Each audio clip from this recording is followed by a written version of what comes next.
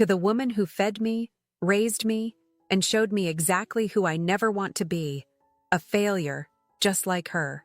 My daughter Caroline's words hung in the air of the upscale restaurant we'd chosen for Mother's Day. Her perfectly manicured hand held up a champagne flute, her smile wide and cruel. The table, filled with my son-in-law Richard, my 2 grandchildren, and a few family friends, burst into uncomfortable laughter. I sat frozen, my hands trembling slightly in my lap. At 65, I'd thought I was past being surprised by life. Clearly, I was wrong. "Mom, you look shocked," Caroline said, her voice dripping with false concern. "Did you really think we'd keep pretending everything was fine forever?" The waiter arrived with our appetizers, oblivious to the tension. I thanked him quietly, buying myself a moment to breathe. "Caroline, perhaps this isn't the place," Richard started, but she cut him off. "It's the perfect place. After all, Mom always cared so much about appearances." She reached into her designer handbag and slid an envelope across the white tablecloth. It stopped directly in front of my plate. "Go ahead, open it," she urged, taking a sip of champagne. With unsteady fingers, I opened the envelope and pulled out a glossy brochure. Sunset Gardens Assisted Living Facility. Attached was an application with my name already filled out, and a sticky note. "Moving day next month. We've already paid the deposit." My throat tightened. Not from sadness, from rage. The kind of slow-burning anger that had been building for years. I looked at my daughter's face, so similar to my own at her age, yet somehow a stranger's. When had this happened? When had my little girl, who used to curl up in my lap during thunderstorms, become this cold woman who saw me as nothing but a burden? Memories flooded through me. Working 2 jobs after her father left us when she was 7. Putting her through college despite my own dreams being put on hold. The quiet pride I felt when she graduated law school. I raised my water glass slowly, meeting her eyes directly. To the daughter who thinks this is the end of my story. Her smile faltered slightly. I could see confusion cross her face. She'd expected tears, begging, perhaps even public humiliation. She hadn't expected calm defiance. "Mom, be reasonable," she said. "You're living alone in that big house, forgetting things sometimes. Last month you left the stove on." "Once," I said quietly. "In 40 years of cooking. It's not safe," she continued as if I hadn't spoken. "Besides, we have plans for the house." And there it was, the truth slipping out. This wasn't about my well-being. It was about my 4-bedroom Victorian home in a rapidly gentrifying neighborhood. The home I'd poured everything into keeping after the divorce. The home where Caroline and her brother had grown up. The home that was now worth over $1 million. "What plans?" I asked, though I already knew. Richard cleared his throat. "Caroline thought we could renovate it. The kids could each have their own rooms, and that sunroom would make a perfect home office for me. My grandchildren, 10 and 12, looked uncomfortable. They loved visiting my house with its quirky rooms and the treehouse their grandfather had built decades ago." "I see," I said, folding the brochure and placing it back in the envelope. "And my opinion on this doesn't matter?" Caroline's eyes hardened. "Mom, let's be practical. You're getting older. Dad left you nothing when he divorced you. You've barely saved anything for retirement. The money from the house will pay for Sunset Gardens for years." What she didn't know, what I'd never told anyone, was that her father hadn't left me completely empty-handed. Robert might have abandoned his family for his young secretary 25 years ago, but guilt had made him generous in ways Caroline never knew about. "I think I'll skip dessert," I said, placing my napkin on the table and standing up. "Thank you for the enlightening lunch." "Mom, don't be dramatic," Caroline hissed, aware of people at nearby tables glancing our way. "Sit down. We're discussing your future." "No," I said, finding strength in my voice that surprised even me. "You're dictating my future. There's a difference." As I turned to leave, Caroline grabbed my wrist. "The appointment at Sunset Gardens is next Tuesday at 10 a.m. Richard will pick you up." I gently removed her hand. "I won't be there." "Mom," she called after me as I walked away. "Mom, you're being ridiculous. What are you going to do?" I paused at the door and looked back at my daughter, this woman who'd somehow become a stranger. Something you clearly don't expect. Outside, the May sunshine felt warm on my face. I took a deep breath of fresh air, feeling strangely liberated. The confrontation I'd feared for years had finally happened, and I was still standing. I walked to my car and sat quietly for a moment, thinking about what had just transpired. A lifetime of memories with Caroline flashed through my mind. Her first steps, high school graduation, wedding day. When had her ambition turned to ruthlessness? My cell phone buzzed with text messages from Caroline. "Mom, you're embarrassing yourself. We're trying to help you. This is happening whether you like it or not." I turned off my phone and started the car. I knew exactly where I needed to go, who I needed to see, the one person who might understand what I was feeling right now. The last person I ever thought I'd turn to after all these years. As I drove across town toward a neighborhood I hadn't visited in over 2 decades, I rehearsed what I would say when the door opened. Would he even recognize me? Would he care about my problems after all this time? I parked in front of the modest bungalow and checked the address one more time. This was it. Robert's house. My ex-husband's home. The man who'd abandoned us but who might now be my unexpected ally. My hand trembled as I reached for the doorbell. Before I could press it, the door swung open. "Elena," Robert said, his eyes widening in surprise. "I was just about to call you." "You were?" I asked, momentarily thrown off balance. "Yes," he said gravely. "It's about Caroline. There's something you need to know. Something I should have told you years ago." Robert gestured for me to come inside, his face grave. I hesitated at the threshold, memories flooding back of the last time I'd stood in this doorway. The day he told me he was leaving for Melanie, his 26-year-old secretary. The house was nothing like I'd imagined. Simple, modest even. No trace of the flashy lifestyle he'd chased when he left our family. Photos lined the entryway, many of Caroline and her brother Michael at various ages, but also newer ones of the grandchildren. "You've been keeping tabs on them," I said. Not a question, but a realization. "Coffee?" he offered, leading me to a small kitchen. He'd aged, hair now completely silver, lines etched deeply around his eyes. At 68, he looked older than his years. "What's this about Caroline?" I asked, declining to sit when he pulled out a chair. Some old habits die hard. I wouldn't get comfortable in Robert's house. He sighed heavily. "I've been wanting to tell you this for years, but it never seemed like the right time." He opened a drawer and pulled out a manila folder.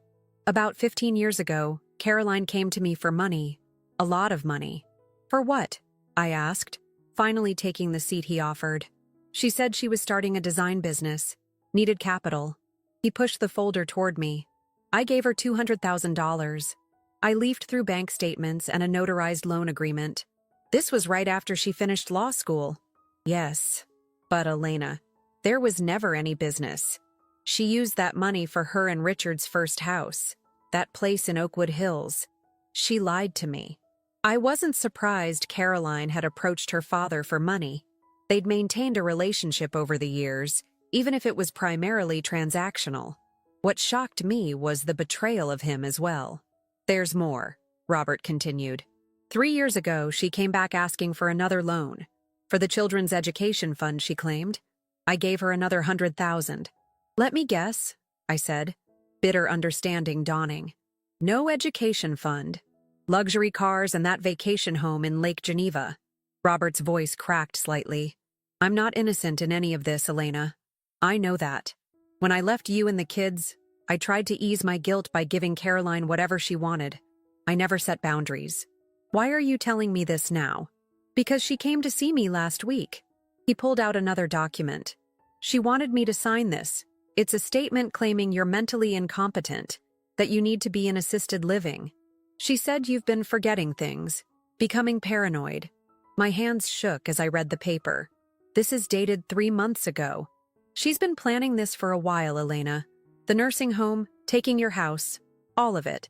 When I refused to sign, she threatened to tell her children the real reason I left, not the sanitized version we all agreed on." "Which is?" Robert looked away, shame evident in his slumped shoulders. "That I'd embezzled from my company to support Melanie. That I didn't just leave for another woman, but that I was almost prosecuted." You kept quiet about it to protect the kids, and I've been paying you back ever since. The secret we'd kept for 25 years. The monthly deposits into my account that Caroline never knew about. My silence bought and paid for. Where's Melanie now? I asked, suddenly noticing the lack of a feminine presence in the house. Left 10 years ago for someone younger, naturally. A hint of bitter irony tinged his voice. Poetic justice, I suppose. I almost felt sorry for him. Almost. So what exactly is Caroline after? I asked, though I already suspected the answer. Everything, Elena. Your house, my remaining savings. She found out about the payments I've been making to you. She thinks I've been supporting you because you're helpless, not because it was compensation for keeping my secret. I closed the folder. And now she thinks she can force me into that nursing home, sell my house, and control whatever money you still have. Yes. And Elena, he hesitated, looking older than I'd ever seen him. I'm dying. Cancer. 6 months, maybe less. The news should have affected me more than it did, but decades of emotional distance dulled the impact. Still, I felt a twinge of something. Not quite sadness, not quite pity. Does Caroline know? Not yet. But my will. He trailed off. Let me guess. You've left everything to her and Michael. He nodded. It seemed right at the time. But now, knowing what she's planning, he pulled out another document. This is my revised will. I'm leaving half to Michael, who has never asked me for a penny, and half to you. Me? I couldn't hide my surprise. Why would you? Because I owe you, Elena. For everything. And because I trust you to do the right thing with it. He pushed the papers toward me. There's about 1.5 million left. Not a fortune, but enough to ensure you'll never need to worry about a nursing home. Caroline can't touch it. My mind raced. This changed everything, but also nothing. The daughter I'd raised was still trying to strip me of my dignity, my independence, my home. There's something else, Robert said quietly. Something I found in Caroline's papers when she left them here last week. He handed me a real estate listing. My house, my home, with Caroline listed as the seller. The date of listing, next month. She'd already arranged to sell my house out from under me. How could she possibly do this? I own that house outright. Robert slid another document across the table. A power of attorney form with what appeared to be my signature at the bottom. This is a forgery, I whispered, staring at the remarkably convincing signature. I thought it might be, Robert replied. Notice the notary stamp? It's Richard's law partner, James Weston. Of course, Richard's influence extending like a shadow over everything. I remembered signing something at Christmas when I'd been struggling with a bad case of shingles. Caroline had brought over routine paperwork for the property taxes. I'd been in too much pain to read it carefully. I've been such a fool, I said, more to myself than to Robert. We both have, he replied. The question is, what do we do now? I sat in silence for a long moment, the full weight of Caroline's betrayal sinking in. My own daughter, plotting, scheming, willing to discard me like an inconvenient piece of furniture. All for what? Money? The house? Or was there something deeper? Some resentment that had festered for years? I need to speak with Michael, I said finally. Does he know what his sister is planning? I don't think so. He's been in Seattle for the past 5 years. They don't talk much. My son, always the quiet one, the peacemaker. We'd drifted apart after he moved across the country, our communication reduced to holiday calls and occasional emails. But I knew in my heart he wouldn't be part of this. Elena, Robert said, reaching across the table to touch my hand tentatively. I didn't pull away, surprising myself. I know I have no right to ask anything of you, but please let me help fix this. Before I go. Part of me wanted to refuse on principle. Why should I accept help from the man who'd abandoned us? But the practical side of me, the side that had survived raising 2 children alone, that had worked multiple jobs and stretched every dollar, knew that this was no time for pride. All right, I said. But we do this my way. No confronting Caroline directly, not yet. He nodded, relief evident on his face. Whatever you need. I need a lawyer, someone not connected to Richard's firm, and I need time to think, to plan. As I stood to leave, Robert handed me a key. To my lake cabin. About 2 hours north. Caroline doesn't know about it. You'll be safe there while we figure this out. I took the key. An unexpected lifeline. Thank you. Elena, he called as I reached the door. For what it's worth, I'm sorry. For everything. 25 years too late, I thought. But I nodded acknowledgement all the same. Back in my car, I sat gripping the steering wheel, my mind racing through options. I couldn't go home. Not now, knowing what I knew. Caroline might be monitoring me, waiting for a reaction to her Mother's Day ambush. My phone buzzed again. More texts from Caroline. Mom, you're being childish. Call me. Richard is coming over tomorrow to discuss the paperwork. This is happening whether you want it or not. I turned the key in the ignition, decision made. I needed distance, clarity, and most of all, a plan. Caroline thought she was dealing with a helpless old woman who would roll over and accept her fate. She was about to learn how wrong she was. As I drove north toward Robert's cabin, I made a mental list. Call Michael, find a lawyer, secure my personal documents, access my emergency savings. The initial shock was wearing off now, replaced by a cold, focused determination. My phone rang. Caroline again. I declined the call and then, on impulse, pulled over at an electronics store. 20 minutes later, I had a prepaid phone that Caroline couldn't track and had turned off my regular cell. Back on the highway, a memory surfaced. Caroline at 7 years old, watching me pay bills at the kitchen table, asking why I looked so worried. Sometimes adults have to make hard choices, I'd told her. I'll take care of you when I grow up, Mommy, she'd promised, her little face serious. You'll never have to worry. A bitter laugh escaped me. How life twisted innocent promises into something unrecognizable. The sun was setting as I turned onto the gravel road leading to Robert's cabin. Just as I approached the final bend, my headlights illuminated a familiar car parked near the entrance. My heart nearly stopped. A sleek, black BMW. Richard's car. How had they found me? How could they possibly know about this place? As I cut my engine and sat in the gathering darkness, the cabin door opened. A silhouette appeared in the doorway, backlit by the warm glow from inside. Not Richard or Caroline, but someone I hadn't seen in years. Someone who might be my salvation, or my final undoing. Hello, Mom. My son Michael stood in the doorway, his tall frame silhouetted against the cabin light. I hadn't seen him in person for almost 2 years. The Seattle tech job that had seemed so promising had also created a distance between us that went beyond geographic miles. Michael?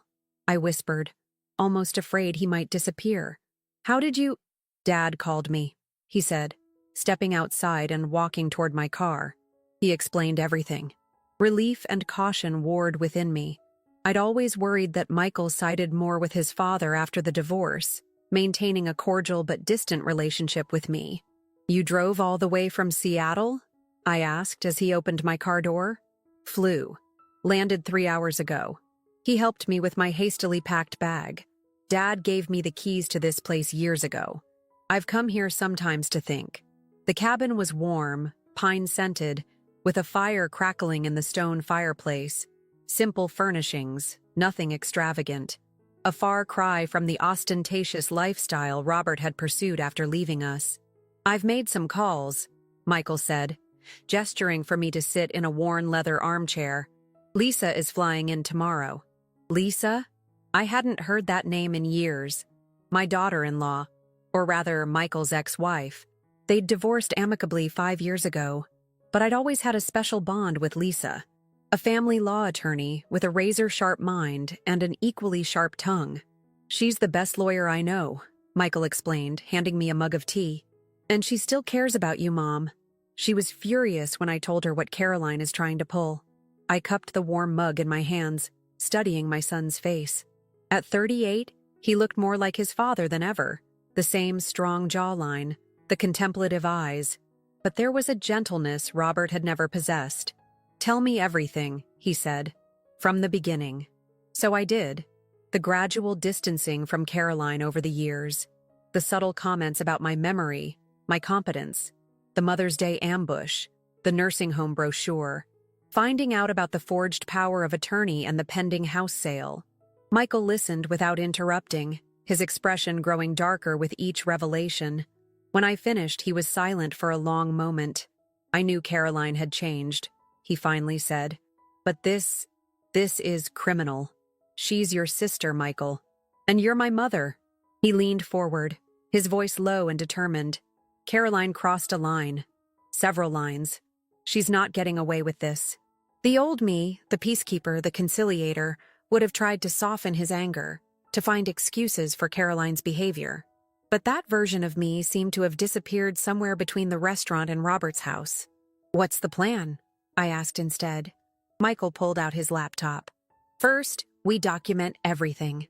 The forged power of attorney is our smoking gun. That's forgery and fraud. Lisa will help us get an injunction to stop any sale of your house. My Caroline has connections through Richard's firm, I reminded him. So do we, Michael countered. Lisa's firm specializes in elder law and financial abuse cases. Plus, she has no love lost for Richard. I remembered the tension between them at Michael and Lisa's wedding. Richard making condescending remarks about little lawyers from state schools, not realizing Lisa had graduated top of her class from the same Ivy League institution as he had. There's something else, Michael said, his expression softening. I found these when I was setting up the cabin for you. He handed me a small wooden box I recognized immediately, my mother's jewelry box. I'd given it to Robert for safekeeping during our divorce when my living situation was unstable. Inside were my grandmother's pearl necklace, my mother's wedding ring, and several family heirlooms I'd assumed were lost years ago. He kept them all this time, I whispered, running my fingers over the smooth wood. He said they were always yours, that he was just waiting for the right time to return them. Michael hesitated. Mom, I know what Dad did was unforgivable, but I think he's genuinely trying to make amends now. I closed the box gently. Sometimes amends come too late, Michael. Maybe, he acknowledged. But they still matter. We spent the next few hours strategizing, my teacher's organizational skills meshing with Michael's technical savvy. He helped me secure my bank accounts with new passwords, documented the forged power of attorney, and drafted a timeline of Caroline's suspicious activities. Around midnight, exhaustion finally caught up with me. Michael showed me to the cabin's small bedroom, promising to take the couch. Try to get some sleep, Mom. Lisa will be here in the morning, and we'll have a lot to do. Alone in the unfamiliar room, I finally allowed myself to feel the full weight of the day's revelations. The betrayal cut deep, not just Caroline's schemes, but the realization that I'd been blind to who she'd become. Had my love blinded me? Or had I simply not wanted to see the truth? I awoke to hushed voices and the aroma of coffee. For a moment, disorientation gripped me, before the previous day's events came rushing back. Through the bedroom window, I could see a rental car had joined Michael's BMW. Lisa had arrived. I dressed quickly in the spare clothes I'd packed and emerged to find my former daughter-in-law bent over a stack of documents at the dining table. At 40, Lisa Chen was still striking, her sleek black hair now sporting a few silver strands, her keen eyes missing nothing. Elena, she said warmly, rising to embrace me. I've missed you. It's been too long, I agreed, returning her hug. The divorce had been Lisa and Michael's decision, their careers pulling them in different directions, but losing regular contact with Lisa had been my private sorrow. I hear your daughter is trying to pull some seriously shady business, Lisa said, getting straight to the point as always. Let me assure you, we're not going to let that happen. Michael poured me coffee as Lisa laid out her initial assessment. The power of attorney is clearly forged, and we can prove it with a handwriting analysis. The fact that Richard's partner notarized it makes this even more serious.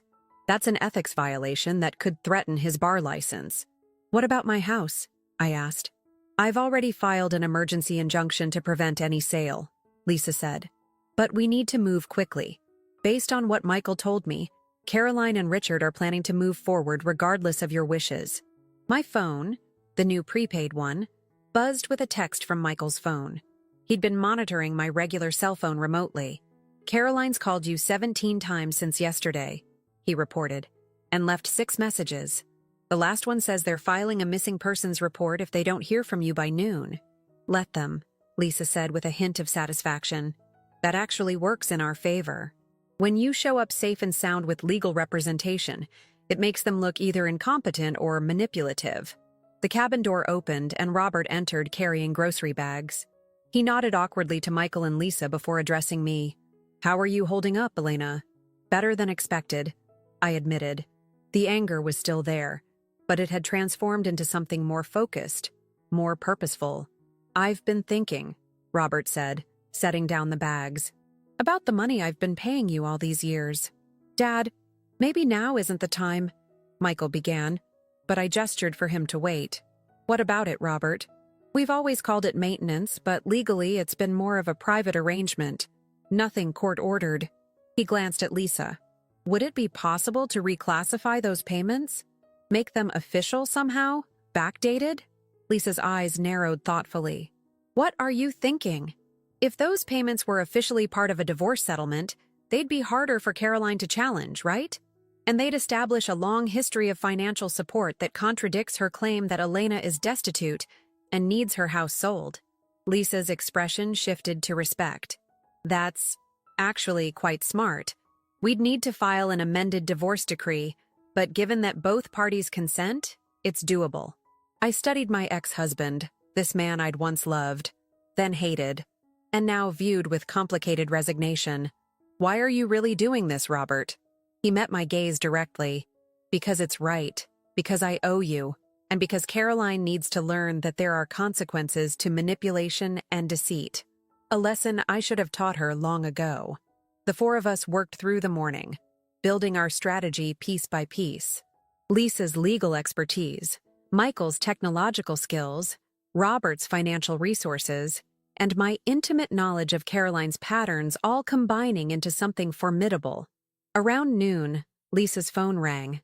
Her expression turned serious as she listened. Then she put it on speaker. Hello, Lisa Chen, she said formally. This is Richard Harmon, came the smooth, confident voice I recognized as my son-in-law's.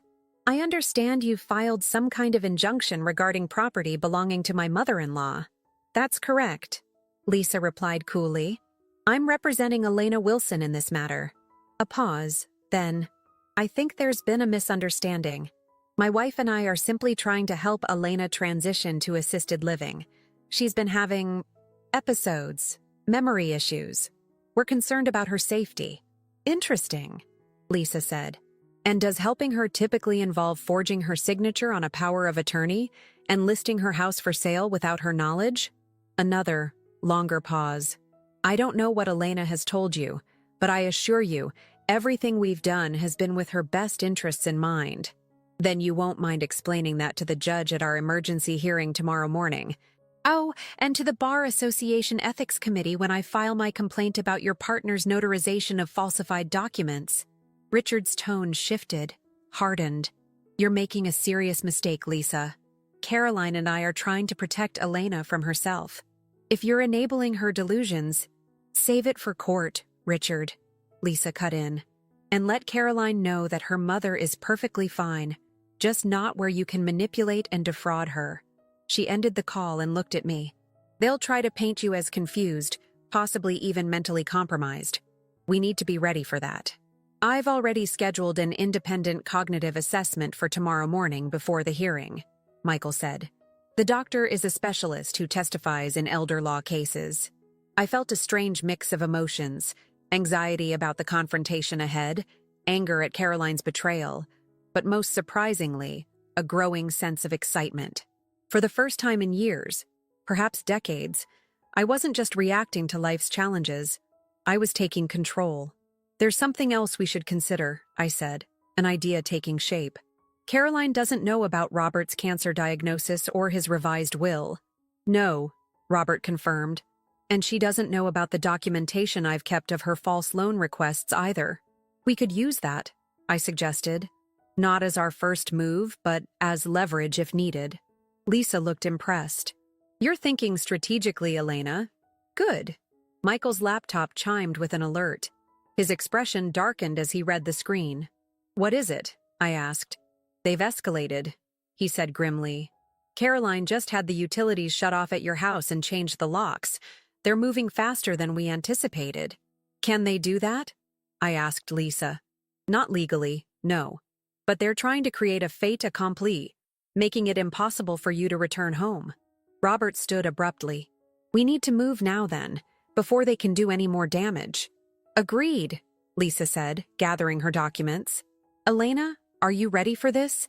It's going to get ugly before it gets better. I thought of Caroline's cold smile at the Mother's Day lunch, of her dismissive words. A failure, just like her.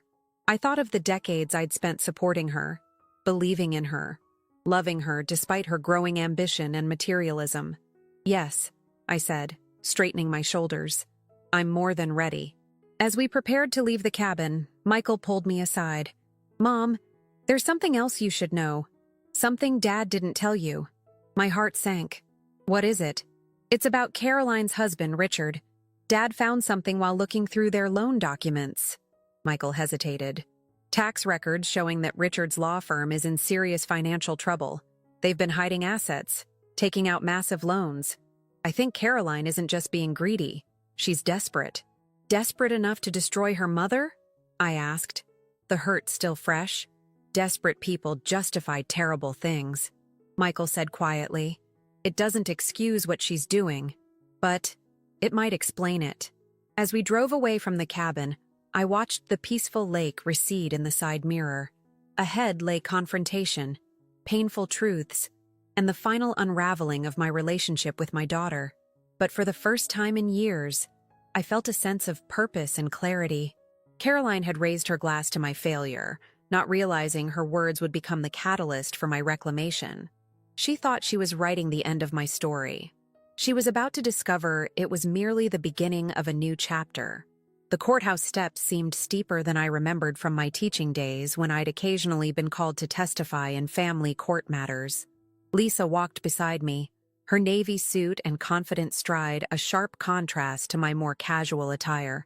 Michael and Robert followed a few steps behind, an unlikely alliance forged by necessity. Remember, Lisa whispered as we approached the entrance, let me do most of the talking. Judge Martinez knows me, and she has a reputation for being tough but fair, especially in elder abuse cases. Elder abuse. The term still shocked me. In my mind, elder abuse happened to frail, isolated seniors without family, not to relatively healthy 65-year-olds with 2 adult children and grandkids. But as Lisa had explained during our preparation, financial exploitation by family members was actually one of the most common forms. We'd arrived early to avoid a confrontation before the hearing, but as we entered the courthouse lobby, I saw them. Caroline and Richard, heads bent together in conversation with a distinguished-looking older man I recognized as James Weston, Richard's law partner and the notary on the forged power of attorney. Caroline noticed us first. Her perfectly composed expression flickered momentarily with surprise before settling into something harder. She nudged Richard, who straightened and smoothed his tie. "Mom," Caroline called out, her voice carrying across the marble floor. "Thank God you're all right. We've been worried sick." She strode toward me, arms outstretched as if for an embrace, a performance for any observers.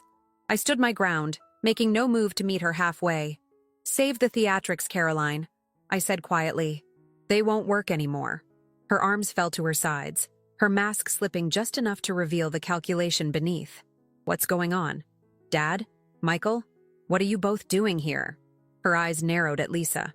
"And why is she involved?" "Ms. Wilson has retained me as her attorney," Lisa stated formally. "All communication regarding this matter should go through me from now on." Richard stepped forward, his handsome face arranged in an expression of concerned confusion. "Elena, there seems to be some misunderstanding. We're only trying to help you. The house is too much for you to manage alone, and the equity would secure your care for years." "The only misunderstanding," I replied evenly, "is your belief that I would allow my own daughter to steal my home and lock me away." Caroline flushed, glancing around nervously at nearby people who had begun to take notice of our confrontation. "Mom, you're confused. Remember how you left the stove on? How you got lost driving to the grocery store last month?" "I wasn't lost, Caroline. I decided to take a different route to avoid construction. She's been doing this for months, Caroline said to no one in particular, her voice rising theatrically, making excuses, covering for memory lapses. It's why we've been so worried. That's enough, Lisa cut in sharply. Save your performance for the judge. Though I should warn you, Judge Martinez has seen every trick in the book when it comes to family members trying to seize assets under the guise of concern.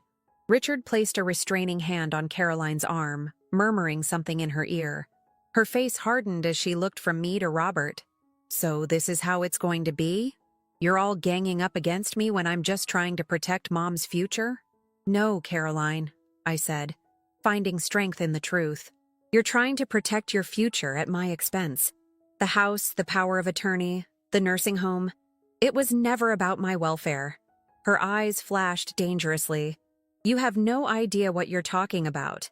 Actually, I do, I countered. I know about the financial trouble Richard's firm is in. I know about the loans you took from your father under false pretenses. I know you've already listed my house for sale without my knowledge or consent. Shock registered on her face, followed quickly by fury as she turned to Robert.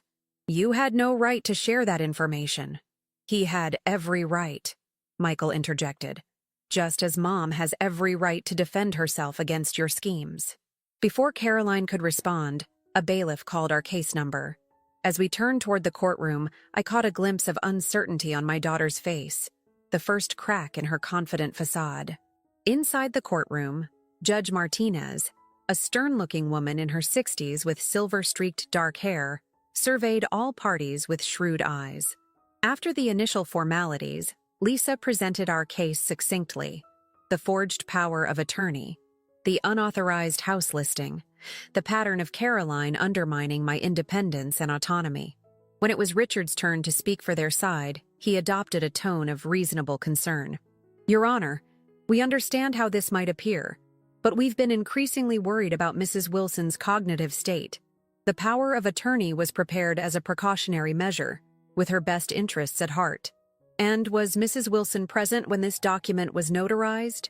Judge Martinez asked, peering over her reading glasses. Richard hesitated just long enough. She was indisposed that day, Your Honor, suffering from shingles, but she had verbally agreed to the arrangement. The judge's expression darkened. Mr. Harmon, are you suggesting that Mr. Weston notarized a document without the signatory present? James Weston shifted uncomfortably in his seat as Richard fumbled for a response. I have here, Lisa interjected, Mrs. Wilson's medical records from that day, showing she was indeed suffering from shingles and had been prescribed significant pain medication.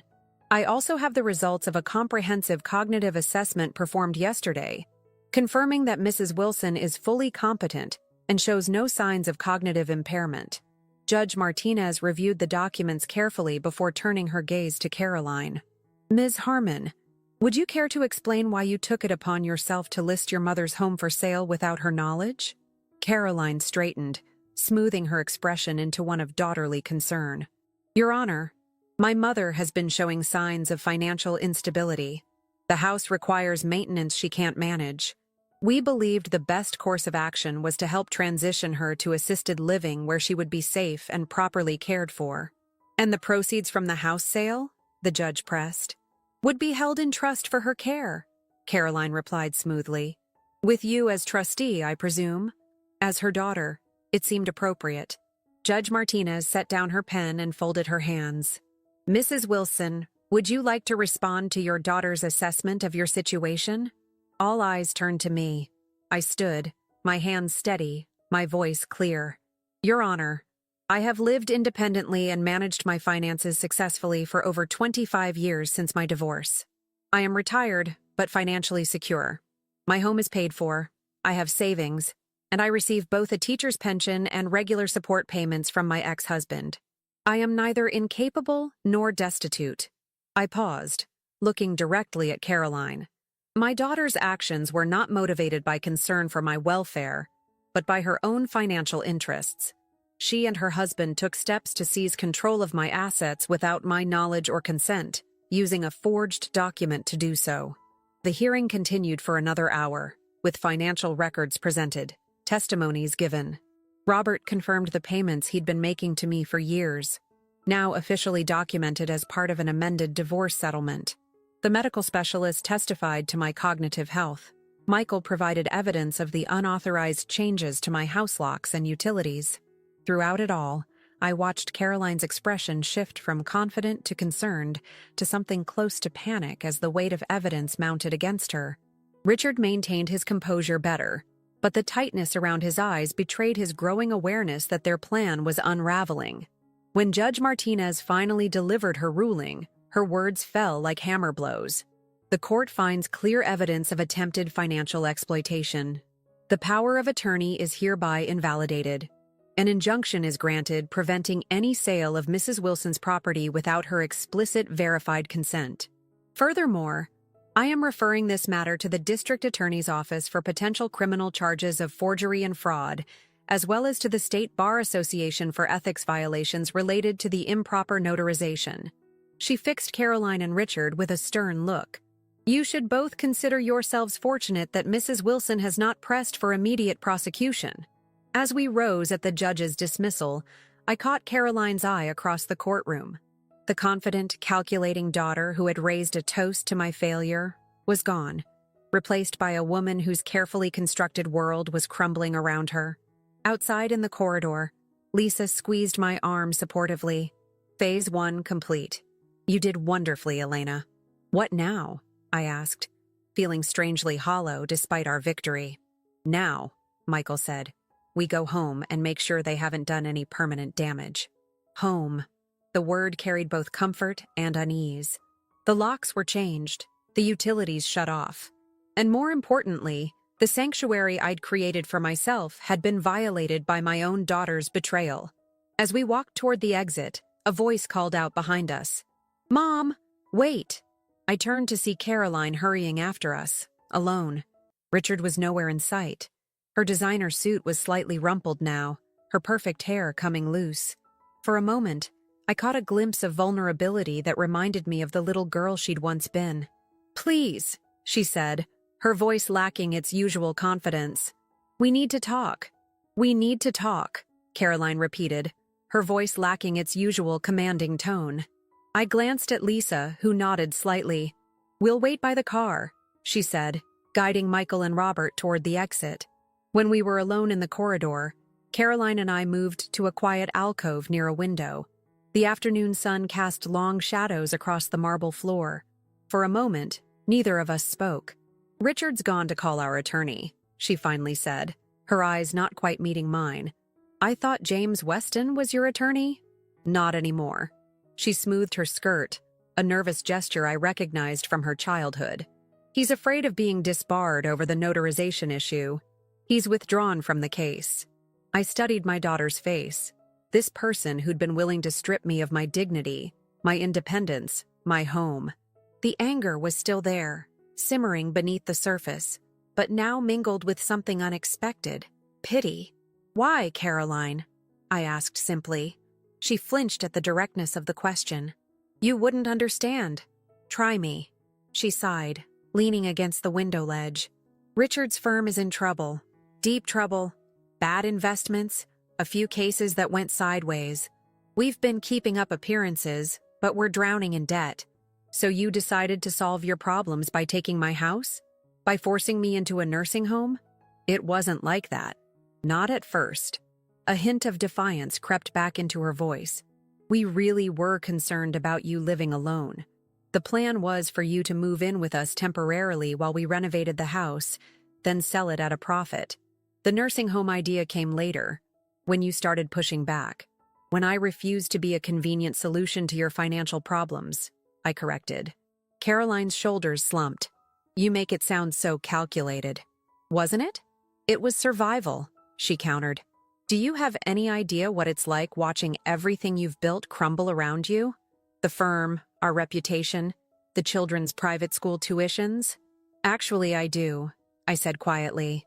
When your father left us with nothing but debts and broken promises, I had to rebuild from scratch. I worked 2 jobs, clipped coupons, patched clothes instead of buying new ones. Also, you and Michael could have opportunities. That was different. How? Because you have designer tastes and country club memberships to maintain? My voice remained level, but the words cut deep. I made sacrifices for my children. You were willing to sacrifice your mother. Caroline had no answer for that. She stared out the window at the courthouse square below, where ordinary people went about their lives, facing their own private struggles. What happens now? She finally asked. That depends on you, I replied. The judge has referred the case for potential criminal charges. Lisa believes we have enough evidence for a conviction. Fear flickered across Caroline's face. You'd do that? Send your own daughter to jail? The old me, the peacekeeper, the self-sacrificing mother, would have backed down immediately. But that woman had disappeared somewhere between the Mother's Day toast and the courtroom battle. I don't want to, I said honestly, but I will if I have to. The question is whether you're willing to take responsibility for your actions. What does that mean exactly?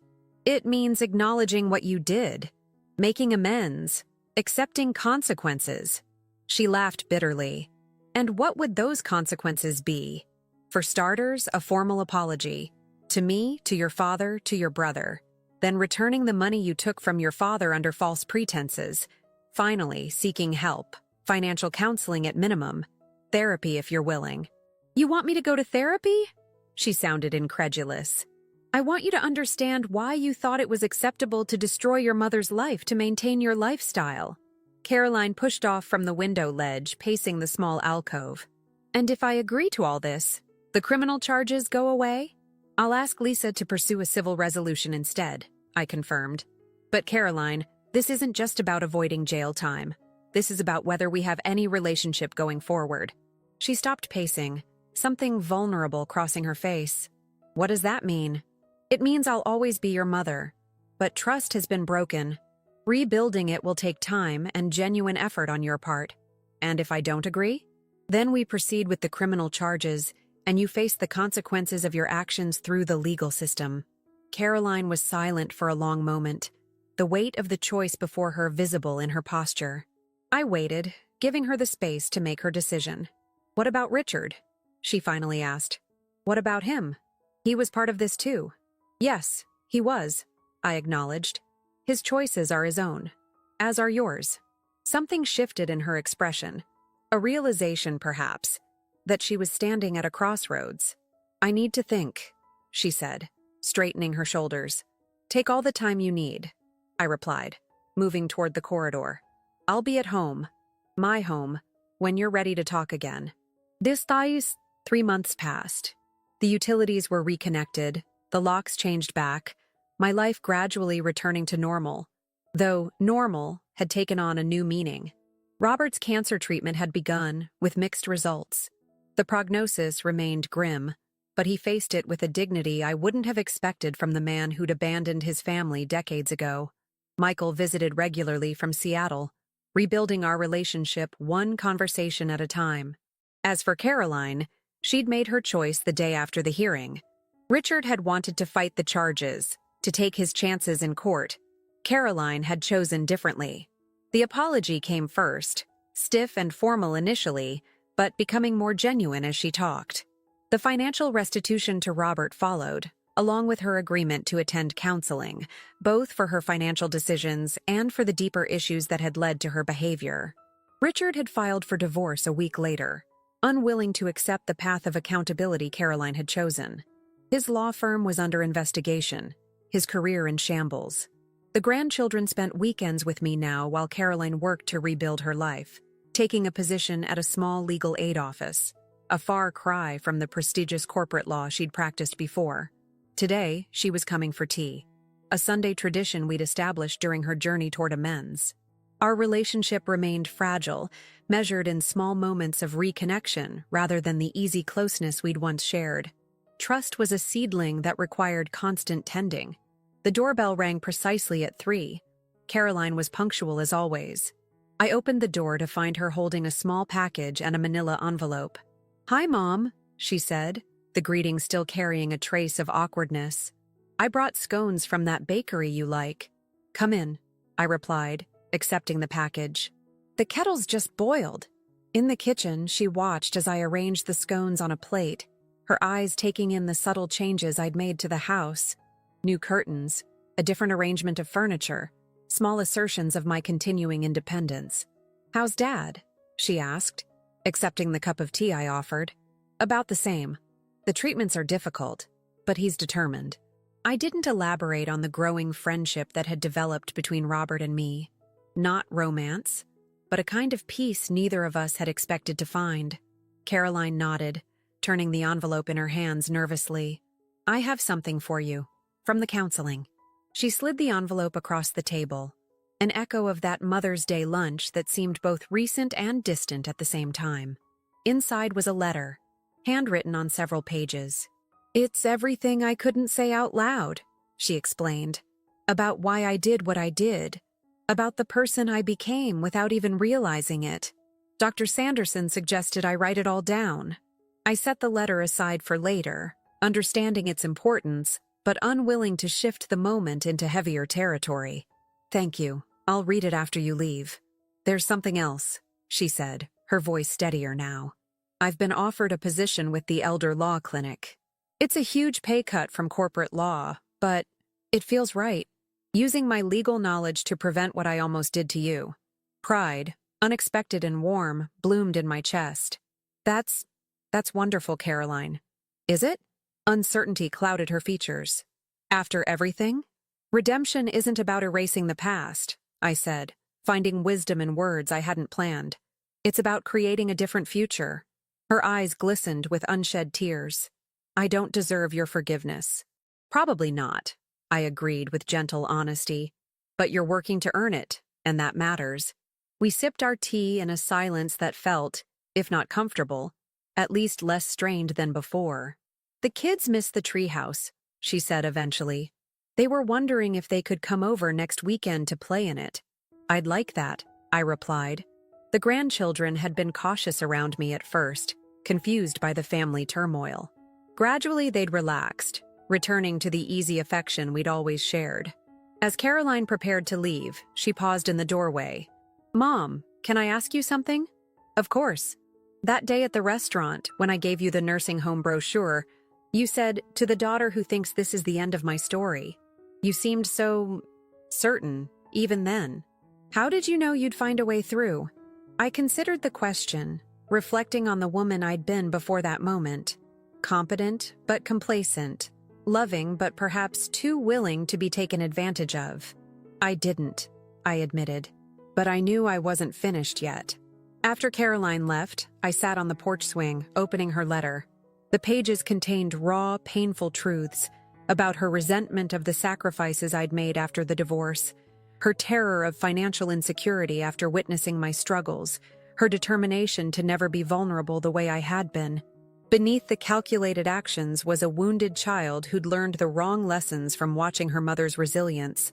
Understanding didn't erase the harm done, but it created space for healing. I folded the letter carefully and went inside to call Michael, then Robert, making plans for a family dinner the following weekend. Not a reconciliation exactly, but a beginning. That evening, as I prepared for bed, I caught my reflection in the bathroom mirror. The woman looking back at me was different from the one who'd sat shocked and silent at that Mother's Day lunch. Stronger, clearer-eyed, unwilling to be diminished. Caroline's cruel toast had been meant to end my story, to write me off as a failure, an inconvenient obstacle to her plans. Instead, it had become the catalyst for my reclamation of my home, my independence, my sense of self-worth. I thought of the nursing home brochure, now a distant memory. My story wasn't ending. It was evolving. The future stretched before me, uncertain but mine to shape. Tomorrow, I would call Lisa about the community legal clinic where I'd been volunteering, sharing my experience with other older adults facing similar challenges. Next week, I'd meet with the real estate agent about the small rental property I was considering as an investment. The following month, a weekend trip to Seattle to visit Michael. My last move hadn't been about revenge or punishment. It had been about reclaiming my power and setting boundaries that Caroline, and everyone else, would now respect. To the daughter who had thought it was the end of my story, it was merely the beginning of a new chapter, one written entirely in my own hand.